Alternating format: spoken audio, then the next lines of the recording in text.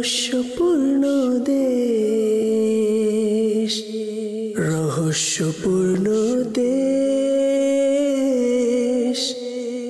রহস্যপূর্ণ দেশ, রহস্যপূর্ণ দেশ, রহস্যপূর্ণ দেশ, রহস্যপূর্ণ দেশ।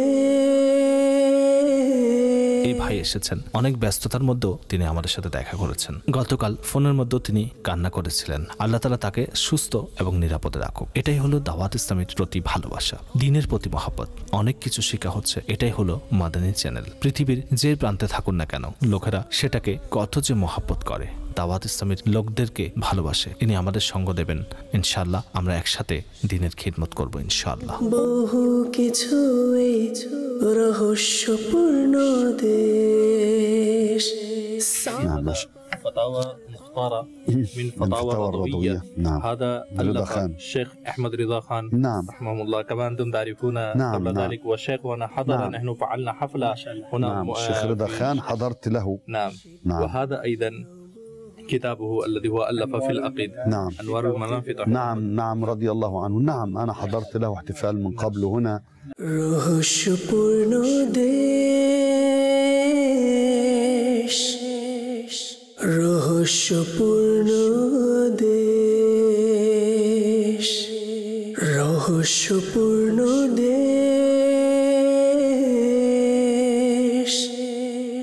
রহস্যপূর্ণ দেশ। সাহাবা আর আউলিয়াদেরই দেশ, সাহাবা আর আউলিয়াদেরই দেশ। শিক্ষণীয় বহু কিছু। ইন্ডিয়ার কোত্থেকে এসেছেন আপনি? আমি ভারতের খান্দা জেলা সওদাগর হতে এসেছি। মুফতি নাসিম সাহেব আছেন না? মুফতি নাসিম সাহেব, তিনি আমি ওনার প্রতিবেশী। তিনি আমাদেরকে অনেক মহব্বত করেন। উনি কেমন আছেন? আলহামদুলিল্লাহ। দোয়া করুন আল্লাহ তাআলা যেন ওনাকে সুস্থ রাখেন, দীর্ঘ হায়াত দান করেন, ওনার ছায়া সালামত রাখুক। সবকিছু ওনার কারণেই হচ্ছে। উনি একাই এই কাজটি শুরু করেছিলেন।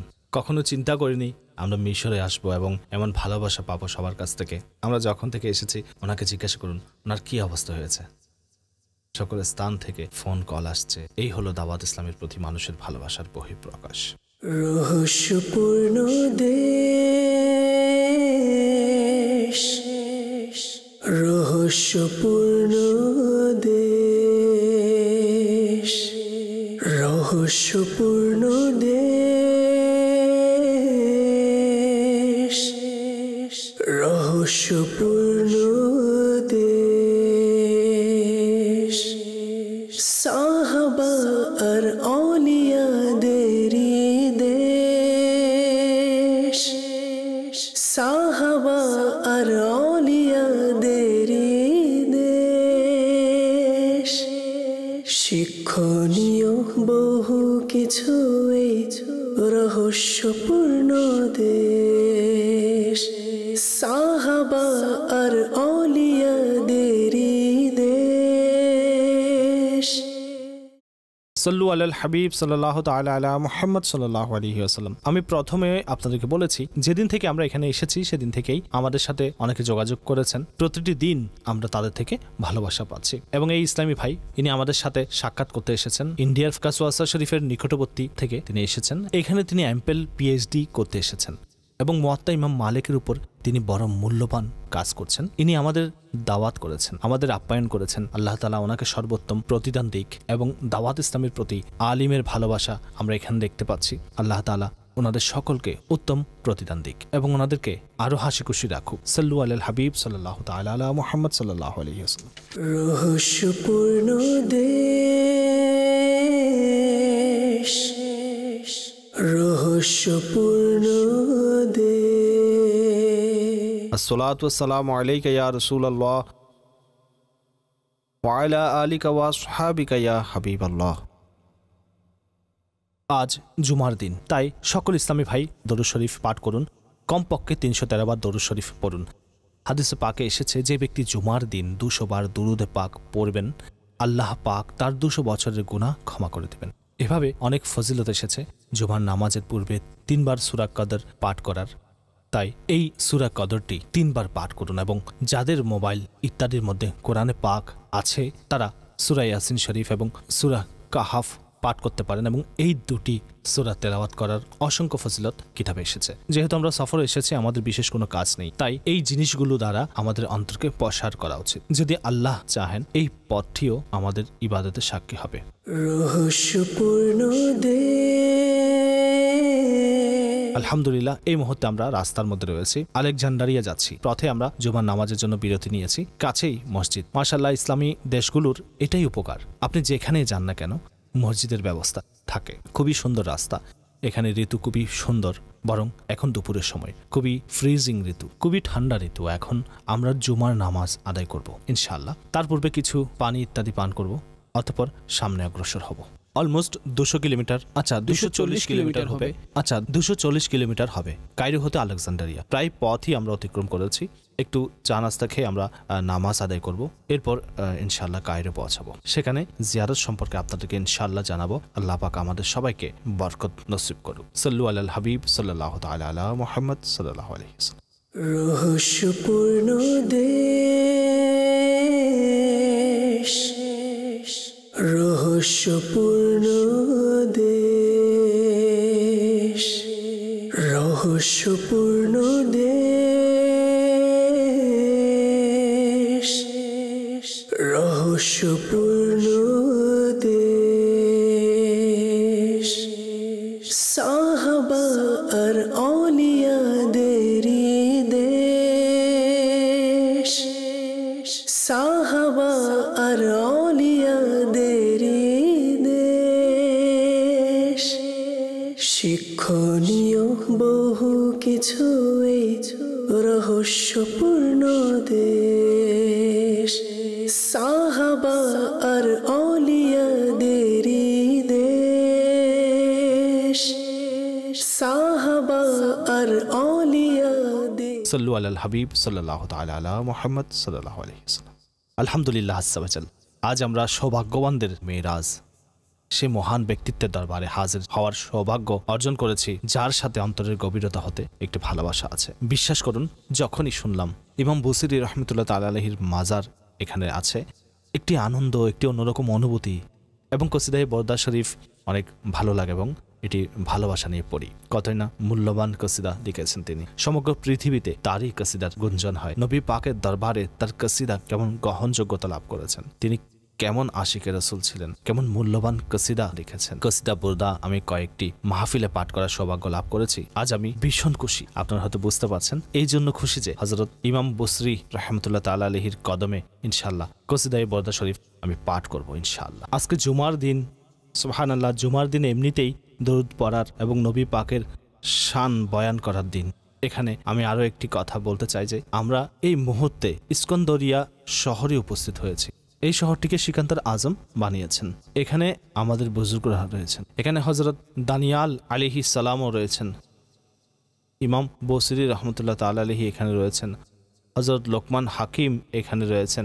এই তিনজনের মাজারে আমরা হাজিরা দেব ইনশাআল্লাহ। কসিদা বুরদা শরীফ অবশ্যই পড়তে থাকবেন, নিজ ঘরের মধ্যে পড়ুন। এটা এমন এক বিশেষ কসিদা যা পাঠকারীদের উপর রহমতের বৃষ্টি বর্ষণ হতে থাকে ইনশাআল্লাহ। আমরা ভিতরে গিয়ে পড়ব। ওলামাগণ লিখেছেন যে কেউ যদি কোনো পেরেশানির মধ্যে থাকেন, বিপদে থাকেন, কোনো কষ্টের মধ্যে থাকেন, তবে যদি এই কসিদাটি পড়েন তবে আল্লাহ পাক তার সমস্যা সহজ করে দেন।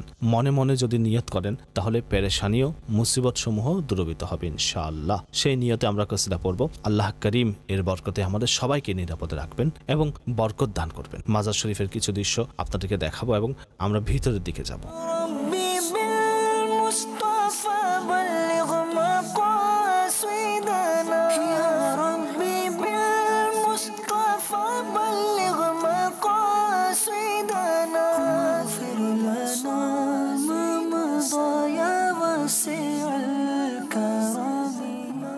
أبياتها قد أتت 60 مع 100 فرج بها كربنا يا واسع الكرم مولاي صل وسلم دائما أبدا على حبيبك خير الخلق كلهم مولاي صل وسلم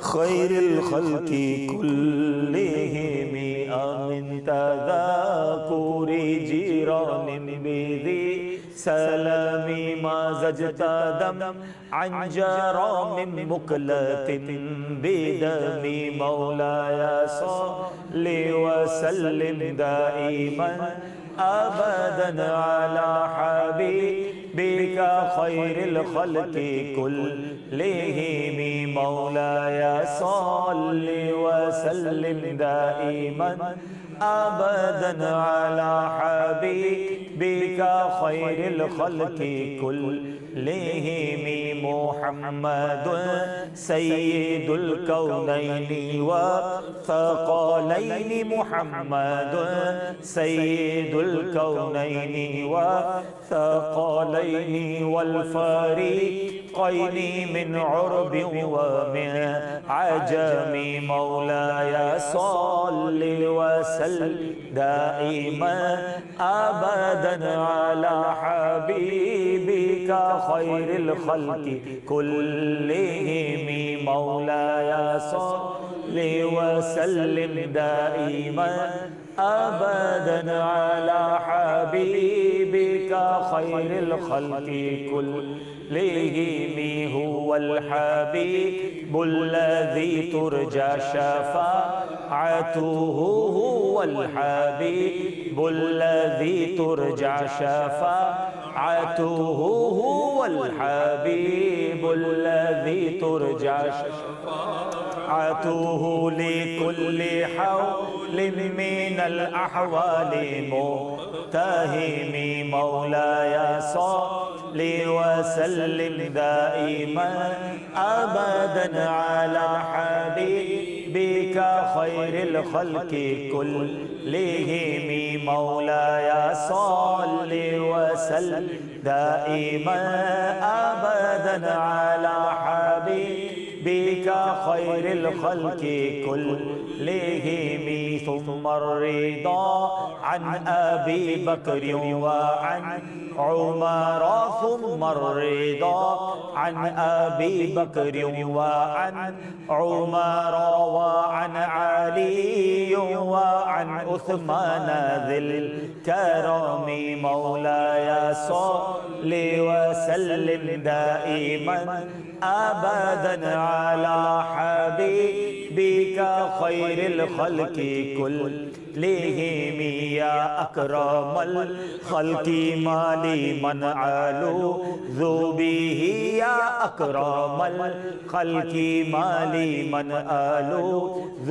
به سواك عند حلول الحادث العمم مولاي صل وسلم دائما أبدا على حبيبك خير الخلق كلهم مولاي صل وسلم دائما أبدا على حبيبك خير الخلق كلهم يا ربي بالمصطفى بلغ مقاصدنا يا ربي بالمصطفى بلغ مقاصدنا يا ربي بالمصطفى بلغ مقاصدنا واغفر لنا ما مضى يا واسع الكرم مولاي صل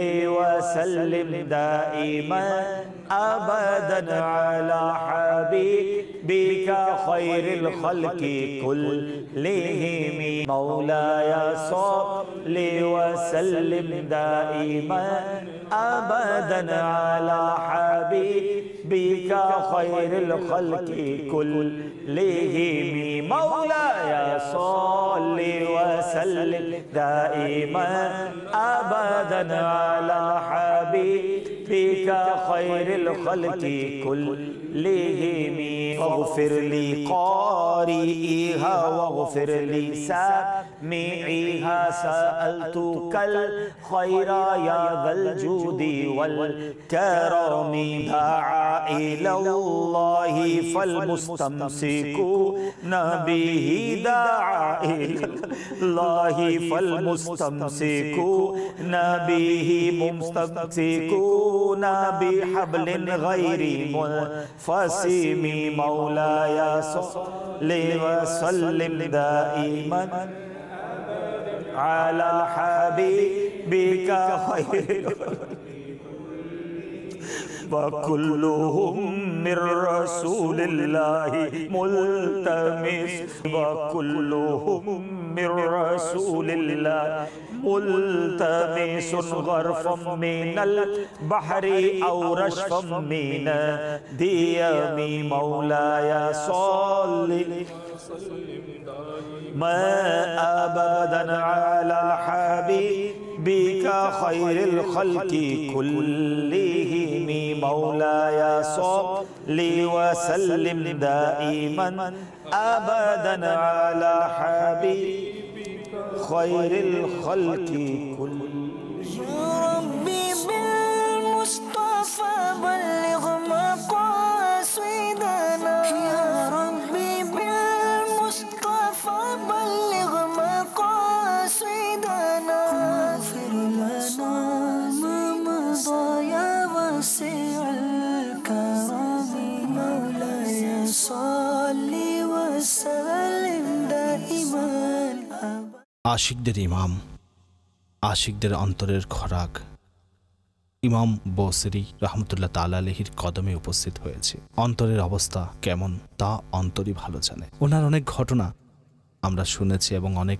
বয়ানের মধ্যে আমরা শুনিয়েছি, কিন্তু সৌভাগ্যের বিষয় হচ্ছে তার আলোচনা সারা জীবন করার পর তারই দরবারে উপস্থিত হওয়ার সুযোগ অর্জন করেছি। ইমাম বসরি রহমতুল্লাহ তাআলা আলাইহি সম্পর্কে আমরা কিছু শুনব। তার নাম মোবারক মুহাম্মদ বিন সাঈদ এবং উপনাম আবু আবদুল্লাহ। তাকে ইমাম বসরি বলা হয়, কিন্তু তার নাম মোহাম্মদ বিন সাঈদ। তার মর্যাদার দিকে লক্ষ্য রেখে বিশেষ ও সাধারণ ব্যক্তিবর্গরা তাকে ইমাম শরফুদ্দিনের উপাধিতে স্মরণ করেন। তার জন্ম পহেলা শাওয়ালুল মুকাররম 608 হিজরিতে মিশরের দেলাস নামক এলাকায় হয়েছে। যেহেতু তিনি পার্শ্ববর্তী এলাকা বোসাইর নামক স্থানে বড় হয়েছেন, তাই তাকে বোসাইরি বলা হয়। একটি কথা মনে রাখবেন, পহেলা শাওয়াল অর্থাৎ তার জন্ম ঈদুল ফিতরের দিন হয়েছে। প্রতিটি ঈদুল ফিতর হযরতের জন্মদিন হয়ে থাকে। তিনি আপন যুগের বিভিন্ন বিদ্যার ইমাম এবং অত্যন্ত বিশুদ্ধভাষী আলিম ছিলেন। শায়ের তো অনেকে আছেন, জ্ঞানী গুণীও অনেক আছে, কিন্তু তিনি এত প্রসিদ্ধ কিভাবে হলেন, তার এত নাম কিভাবে হলো? সুবহানাল্লাহ। তিনি শুরু থেকে এমন ছিলেন না, বরং তার সম্পর্কে বর্ণিত আছে যে তার জীবনের একটি বড় অংশ দুনিয়ার রাজা বাদশাদের দরবারে কাটিয়েছেন। অর্থাৎ বাদশাদের সাথে তার সময় কাটত, তাদের প্রশংসা করতেন, তাদের শান বয়ান করতেন, তাদের জন্য আশার কবিতা লিখতেন। অতঃপর সে যুগের কুতুব শেখ আব্দুল আব্বাস মারসি রহমতুল্লাহ তাআলা আলাইহির সংস্পর্শে আসার তার সুযোগ হলো, তখন তার জীবনের রূপ পাল্টে গেল। এরপর থেকে প্রশংসা করলে নবী পাকের প্রশংসা করতেন, নবী পাক সাল্লাল্লাহু আলাইহি ওয়াসাল্লামের প্রশংসা করতেন। যখন আল্লাহ ওয়ালাদের দৃষ্টি পড়ে যায়, তখন কথাবার্তাও পাল্টে যায়, রীতিনীতিও পাল্টে যায়। সে বিশেষত্ব কোনো কাজে জড়িত থাকলে এখন সে দ্বীনের কাজে জড়িত হয়ে যায়। বহু লক্ষ্যে আমরা দেখেছি যে সুকণ্ঠের অধিকারী, তা দ্বারা সে গান বাজনা করেছে। যখন আল্লাহ ওয়ালাদের দৃষ্টি পড়ে যায়, তখন সে সুকণ্ঠ দিয়ে কোরআনে পাক তেলাওয়াত করে। কিছু লোকের কাছে কিছু মাল থাকে, তা দ্বারা সে শৌখিনতা করে। যখন আল্লাহ ওয়ালাদের দৃষ্টি পড়ে যায়, তখন সেই সম্পদ আল্লাহর পথে ব্যয় করা শুরু করে দেয়। আল্লাহ ওয়ালাদের দৃষ্টি তা অন্তরকে পাল্টে দেয়। কোন কবি বলেছেন, নিগাহে অলি মে ওহ তাসির দেখি বদলতি হাজারো কি তাকদীর দেখি। আল্লাহ ওয়ালাদের সংস্পর্শে আসা আমাদের উচিত। ইতিহাসের মধ্যে বহু ঘটনা আছে, অনেক বড় বড় অলি যাদের নাম নিলে আদবের সাথে মাথা নত করতে হয়। ওনারা প্রথমে অলি ছিলেন না। হযরত জুনায়েদ বাগদাদির ব্যাপারে বর্ণিত আছে যে তিনি প্রথমে পলোয়ান ছিলেন, কুস্তি করতেন। হযরত ফজাইল বিন আয়াস রহমতুল্লাহ তাআলা আলাইহি সম্পর্কে বর্ণিত আছে তিনি প্রথমে ডাকাত ছিলেন। হযরত হাবিবে আজমি সম্পর্কে বর্ণিত আছে তিনি শোধখোর ছিলেন, কিন্তু আল্লাহর ওলিদের নজর পড়ার কারণে এভাবে হিদায়াত প্রাপ্ত হয়েছেন, ওনারা যুগের ওলি হয়ে গেছেন। ইমাম বুসাইরিও শায়ের ছিলেন, কিন্তু আপনি বলুন তাকে চিনেন না এমন কে আছে? যাকে নবী পাক ভালোবাসেন তাকে সকলেই ভালোবাসেন। কথা হলো এই যে তিনি নিজের নাম, নিজের কাজ প্রিয় নবীর সাথে সংযুক্ত করে দিয়েছেন। একটু চিন্তা করুন আমাদের নবীর মর্যাদা কেমন, ওনার সাথে যে সম্পর্ক যুক্ত হয়ে যায় তার মর্যাদাও মহান হয়ে যায়। তাই তো কবি বলেছেন, ওনার গোলাম হলেন যিনি, সময়ের ইমাম হলেন তিনি, ওনার নাম জপলেন যিনি, উঁচু আসনে আসীন হলেন তিনি। একটু চিন্তা করুন কেন আমরা তাদেরকে ভালোবাসি? কেননা তাদের সাথে নবী পাক সাল্লাল্লাহু আলাইহি ওয়াসাল্লামের মুহাব্বত আছে এবং স্বয়ং প্রিয় নবী সাল্লাল্লাহু আলাইহি ওয়াসাল্লাম তাদেরকে কবুলিয়তের সনদ দান করেছেন, তাদের উপর কত যে ফয়জান জারি করেছেন। তবে কেন আমরা তাদের কদমে এসে আনন্দ অনুভব করব না? এখন কি হলো? অন্তরের দুনিয়া পরিবর্তন হয়ে গেছে। তিনি নবীর শানে কসিদা লিখেছেন। কেমন কসিদা লিখেছেন? তিনি শুধু কসিদা বোরদা লিখেননি, আরো অনেক কসিদা লিখেছেন। তার একটি শের আছে কত না আকর্ষণীয়। তিনি লিখেন, কতদিন পর্যন্ত প্রবৃত্তির স্বাদের মধ্যে ব্যস্ত থাকবে, পরকালে তোমার প্রতিটি আমলের হিসাব দিতে হবে। বুজুর্গানে দিন কবিতার মাধ্যমেও মানুষকে বুঝিয়ে থাকেন কতদিন পর্যন্ত দুনিয়ার পেছনে দৌড়াতে থাকবে। কোরআনে পাকেও তো এটাই বলেছেন, আল্লাহকুমুত তাকাসুর হাত্তা যুরতুমুল মাকাবির। মানুষ বলে আমার সম্পদ বাড়তে থাকুক, অতিরিক্ত হতে থাকুক, পরিশেষে কবরের মুখ দেখে। আল্লাহ যেন আমাদেরকে দুনিয়ার রঙের মধ্যে ডুবে না গিয়ে দুনিয়ার ব্যাপারে চিন্তা করার তৌফিক দান করে। আমাদের সবাইকে মৃত্যুবরণ করতে হবে, নিজের আখিরাত পরবর্তী মিশনের জন্য তৈরি হতে হবে। আখিরাতের চিন্তা আমাদের হওয়া উচিত। এখন ইমাম বসরি রহমতুল্লাহ তাআলা আলাইহি যে কসিদাটি লিখেছেন সেটার গ্রহণযোগ্যতা সম্পর্কে আমরা কিছু বলবো। তার সম্পর্কে কিতাবের মধ্যে এসেছে, ইমাম বসরি কঠিন প্যারালাইসিস রোগে আক্রান্ত হলেন।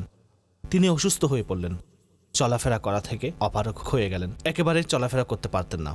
এখন রোগ দীর্ঘায়িত হলো। আশিকে রসুল যারা হন তাদের অন্তর সবসময় নবী পাকের দিকে হয়ে থাকে, তাদের ধ্যান সবসময় আল্লাহ এবং তার রসুলের দিকে হয়ে থাকে। তিনি চিন্তা করলেন যে আমি নবী সাল্লাল্লাহু আলাইহি ওয়াসাল্লামের শানে কবিতা লিখব এবং ওনার নিকট সাহায্য চাইব। হুজুর আপনি আমাকে সাহায্য করুন। তিনি বড়ই আন্তরিকতার সাথে সেই কসিদা লিখলেন এবং আল্লাহর দরবারে কেঁদে কেঁদে নবী পাকের উসিলায় দোয়া করলেন এবং তিনি ঘুমিয়ে পড়লেন। চোখ তো বন্ধ হলো, কিন্তু অন্তরের চোখ জেগে উঠল। প্রিয় নবী সাল্লাল্লাহু আলাইহি ওয়াসাল্লাম স্বপ্নে তশরিফ আনলেন এবং বললেন, তুমি সেই কসিদা আমাকে শোনাও। আল্লাহু আকবার। যারই শানে কবিতা লেখা হয়েছে তিনি এসেছেন, তাকে যদি শোনানোর সুযোগ হয়ে যায় তাহলে মানুষের আর কি চাওয়ার থাকে। এখন ইমাম বসরি রহমতুল্লাহ আলাই নবী পাক সাল্লাল্লাহু তাআলা আলাইহি ওয়াসাল্লামের দরবারে সেই কসিদা শোনালেন। কিতাবে এইভাবে বর্ণিত আছে যে প্রিয় নবী সাল্লাল্লাহু আলাইহি ওয়াসাল্লাম খুবই খুশি হলেন এবং তাকে উৎসাহ দিলেন, তাকে উপহার হিসেবে নিজের চাদর দান করলেন। আল্লাহু আকবার। প্রিয় নবী সাল্লাল্লাহু আলাইহি ওয়াসাল্লাম স্বপ্নের মধ্যে নিজের হাত মোবারক তার শরীরের মধ্যে বুলিয়ে দিলেন। যখন ঘুম ভাঙল তখন ইমাম বসরি একেবারেই সুস্থ হয়ে উঠলেন। তার কাঁধের মধ্যে হুজুর পাক সাল্লাল্লাহু আলাইহি ওয়াসাল্লামের সেই চাদরটি তার কাঁধের উপর ঝুলতে লাগলো। এটি কেমন উপহার! বর্দাকে আরবিতে চাদর বলা হয়।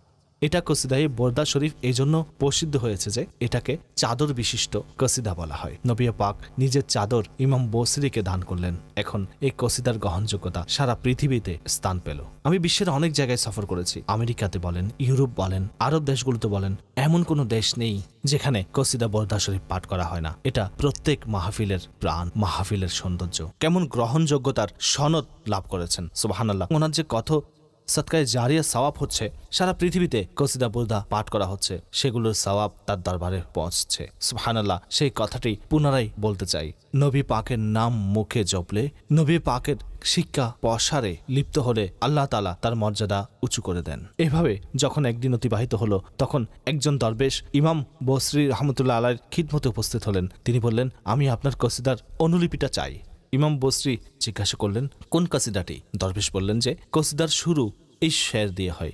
তখন তিনি অবাক হয়ে রইলেন, এখনো পর্যন্ত আমি এই কসিদার ব্যাপারে কাউকে বলিনি, আপনি কিভাবে জানতে পারলেন? তিনি বললেন, যখন আপনি নবী পাক সাল্লাল্লাহু আলাইহি ওয়াসাল্লামের দরবারে এই কসিদাটি পড়ছিলেন সেখানে আমি উপস্থিত ছিলাম এবং আমি কসিদা শ্রবণ করেছিলাম। আপনি নবী সাল্লাল্লাহু আলাইহি ওয়াসাল্লামের দরবারে কসিদা পড়ছিলেন। সুবহানাল্লাহ। এরপর বড় বড় আলিমদের নিকট সেটা প্রসিদ্ধ হতে লাগলো। অলমোস্ট তিনি দুনিয়া থেকে পর্দা করেছেন। এখন ৭৫০ বছর হয়ে গেছে। বরং তারই এই কসিদাটি উন্নতির শিখরে পৌঁছেছে। সারা পৃথিবীতে মুসলমানরা তা পড়তে থাকে। সুবহানাল্লাহ। আলিমগণ এই কসিদা সম্পর্কে আরো বলেন, এই কসিদার প্রতিটি শের, প্রতিটি শব্দ স্বয়ং সম্পূর্ণ একটি ওজিফা, অর্থাৎ অনেক রোগের চিকিৎসা এই কসিদার মধ্যে বিদ্যমান রয়েছে। আরো বলেন, প্রতিটি সমস্যা সমাধানের জন্য এই কসিদাটি ঔষধের মতো কাজ করে। প্রিয় দর্শক শ্রোতা, আমি আপনাদেরকে পরামর্শ দিব যে আপনি যেন এই কসিদা শরীফটি আপনার ঘরে পাঠ করেন। সম্পূর্ণ কসিদা কিতাব আকারে পাওয়া যায়। চলুন সকলে একসাথে পড়ি এবং বরকত লাভ করি। ইমাম বসরি 696 হিজরি সনে বেসাল করেন এবং তার যিনি মুর্শিদ, তার যিনি উস্তাদ, তার যিনি পথ প্রদর্শক হযরত শেখ আবুল আব্বাস মুরসি রহমতুল্লাহ তাআলা আলাইহি, ওনারই মাজার শরীফ এখানে আছে। জুমার নামাজের পর সম্পূর্ণ কসিদা বরদা শরীফটি পাঠ করা হয়ে থাকে। কথানে উত্তম কথা, ইমাম বসরি রহমতুল্লাহ আলাইহি এর কদমে কসিদা বরদা শরীফ পাঠ করা হয়। আর কি চাওয়ার থাকতে পারে? আল্লাহু আকবার। আমিও দোয়া প্রার্থী, দোয়া করুন আল্লাহ পাক আমাদের এই হাজিরি কবুল করেন, হযরতের ফয়জান যেন নসিব হয় এবং আমাদের সবাইকে সত্যিকার আশিকে রসুল বানিয়ে দেয়। একটি বিষয় জানতে পারলাম যে যদি আপনি কোনো কষ্টে থাকেন, পেরেশানিতে থাকেন, যদি অসুস্থ থাকেন, যদি কর্জে থাকেন, গভীরভাবে শ্রবণ করুন। তারই কদমের নিকট হতে আপনাদেরকে সংবাদ দিচ্ছি যে যিনি আমাদের জন্য একটি উদাহরণ সৃষ্টি করেছেন। যত বড় কষ্টে আপনি থাকেন না কেন, আল্লাহ তাআলার দয়া অফুরন্ত। নবী পাকের উপর দরুদ পাক পাঠ করতে থাকুন। আল্লাহ তাআলার কাছে নবী পাক সাল্লাল্লাহু আলাইহি ওয়াসাল্লামের ওসিলা দিয়ে দোয়া করতে থাকুন। ইনশাআল্লাহ দয়া অবশ্যই হবে। সাহস হারাবেন না। আমি আল্লাহ তাআলার দরবারে দোয়া করি, হে আল্লাহ আমাদের সকলের সমস্যাকে সমাধান করে দাও, সবার রোগ সমূহ দূর করে দাও, পেরেশানিগুলো দূর করে দাও, যারা অসুস্থ তাদের শিফা দান করো, প্রতিটি বালা মুসিবত, অসুস্থতা ইত্যাদি থেকে আমাদের সবাইকে রক্ষা করো, ইহকাল এবং পরকালে আমাদেরকে সাফল্য মণ্ডিত করো। আমরা যার কদমে এসেছি আমাদের ভালো ধারণা হচ্ছে যে ইনি আমাদের প্রিয় নবী সাল্লাল্লাহু আলাইহি ওয়াসাল্লামের পেছনে পেছনে জান্নাতে যাবেন। আমাদের বিশ্বাস জান্নাতের মধ্যেও কসিদা বরদা শরীফের মাহফিল হবে। আল্লাহ তাআলা আমাদেরকে সেই মাহফিলে অংশগ্রহণ করার তৌফিক দান করুক এবং এই নেক লোকদের উসিলায় আল্লাহ পাক আমাদের মাগফিরাত দান করুক এবং সত্যিকারের নবীর গোলামি দান করুক। নবী পাকের ইশকওয়ালা জীবনের মধ্যে যে স্বাদ রয়েছে অন্য কোথাও তেমন ভালোবাসা নেই, তেমন শান্তি নেই। অশ্রু যদি বের হয় তাহলে নবী পাকের স্মরণে বের হোক, যদি মন কাঁদে তাহলে নবী পাকের স্মরণে কাঁদুক, কারো প্রশংসা করতে যদি মন চায় তাহলে নবী পাকের প্রশংসা হোক। আমার নবী কত যে অতুলনীয়, যার জিকির এতই মিষ্টি, এতই অনন্য। সাহাবীগণ ওনার সংস্পর্শে বসেছেন, সে দিদার কেমন ছিল, সে মধুর কথা কেমন ছিল। আমরা যখন কিতাবের মধ্যে তার হাদিসগুলো পড়ি তখন মন উৎফুল্ল হয়ে যায়। প্রিয় নবী যখন সাহাবীদের সামনে বয়ান করতেন তখন সে দৃশ্যটা কেমন ছিল আমরা তো দেখিনি, কিন্তু মোহাব্বত অনেক, চাওয়া অনেক। ইনশাআল্লাহ আমাদের আশা হলো যে আমরা তো তারই গোলাম, যে নবী দয়ালু তিনি গোলামদেরকে নিরাশ করবেন না, আমাদের উপরও এমন দয়া হবে। আমরা আশা করি আমাদেরও দ্বিধার নসিব হবে। আমাদের মুখ ছোট, কিন্তু আশা তো করতে পারি, হাই এমনও তো হতে পারে যেই নবীর গোলামি আমরা গ্রহণ করেছি সেই নবী স্বপ্নের মধ্যে এসে আমাকে দেখা দিয়েছে। ইনশাআল্লাহ অনেক আশা মনের মধ্যে। ইমাম বসরি রহমতুল্লাহ আলাইহির সাদকায় আমাদের উপর দয়া হবে। বেশি পরিমাণে দরুদ পড়তে থাকুন, কসিদা বরদা শরীফ পড়তে থাকুন। দাওয়াত ইসলামের মাদানী পরিবেশ আমাদেরকে নবী পাকের মোহাব্বতের সাথে সম্পর্ক করে দেয়। বাস্তবিকভাবে আপনাদেরকে বলি, আমি নিজের কথা বলি, এমন হাজারো মানুষ আছে দুনিয়ার কথা বলে, যারা দুনিয়ার মানুষের কথা বলে, কিন্তু দাওয়াত ইসলামীতে আসার পর আলহামদুলিল্লাহ এখন তাদের মুখে নবী পাকের জিকির হচ্ছে, মদিনায়ে পাকের জিকির হচ্ছে। তা দাওয়াত ইসলামের কারণে হচ্ছে। এটা আমির আহলে সুন্নতের দয়াতে হচ্ছে। এটা মাদানী পরিবেশ আমাদেরকে শিখাচ্ছে। আমরা তো জানতাম না, তাই আপনিও এই মাদানী পরিবেশের সাথে সম্পৃক্ত হয়ে যান। বিশ্বাস করুন জীবনের মজা আর বেড়ে যাবে। কেননা সরকার মুস্তাফা সাল্লাল্লাহু আলাইহি ওয়াসাল্লামের স্মরণ যদি অন্তরে থাকে তখন পেরেশানি ভুলে যাবেন, চিন্তা ভুলে যাবেন। তাই তো আলা হযরত বলেন, উনকি নিসার কোই कैसी रंज में हो जब याद आगे सब गम बुला दिए। যখন নবী পাকের স্মরণ অন্তরে থাকবে তখন চিন্তা আর থাকবে না, অতঃপর টেনশনও শেষ হয়ে যাবে। আল্লাহ তাআলা সর্বদা নবী পাকের স্মরণ করতে থাকুন। আল্লাহ যেন প্রিয় নবী সাল্লাল্লাহু আলাইহি ওয়াসাল্লামের সত্যিকারের মোহাব্বত নসিব করেন, বারবার মদিনা শরীফে হাজিরি নসিব করেন। দর্শক শ্রোতা, কিছু কথা এমন আছে যা মুখে উচ্চারণ করা যায় না। এই মুহূর্তে যে অবস্থা, যে স্বাদ আমি পাচ্ছি, অন্তর চাচ্ছে যে এখানেই বসে থাকতে। কিছুটা কানেকশন অনুভব হচ্ছে। কেমন দরবারে আমরা আজ উপস্থিত হয়েছি, যার প্রতি নবী পাক সাল্লাল্লাহু আলাইহি ওয়াসাল্লামের বিশেষ নজর। তাদের সাদকায় গুনাহগারদের উপরও দয়া হয়ে যায়। নেককারদের উসিলায় আমরা গুনাহগারদের ভাগ্য প্রসন্ন হয়ে যাক। প্রিয় দর্শক শ্রোতা, এটাই আরজ করব সবশেষে এটা বলবো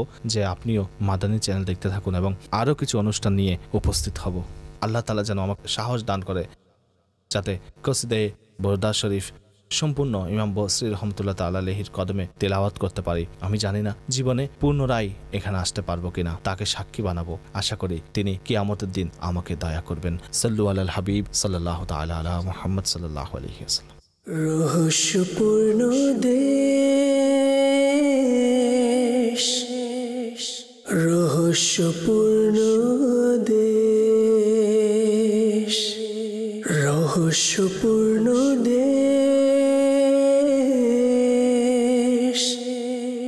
রহস্যপূর্ণ দেশ। সাহাবা আর আউলিয়াদেরই দেশ, সাহাবা আর আউলিয়াদেরই দেশ। শিক্ষণীয় বহু কিছু এই রহস্যপূর্ণ দেশ, রহস্যপূর্ণ দেশ, রহস্যপূর্ণ দেশ, রহস্যপূর্ণ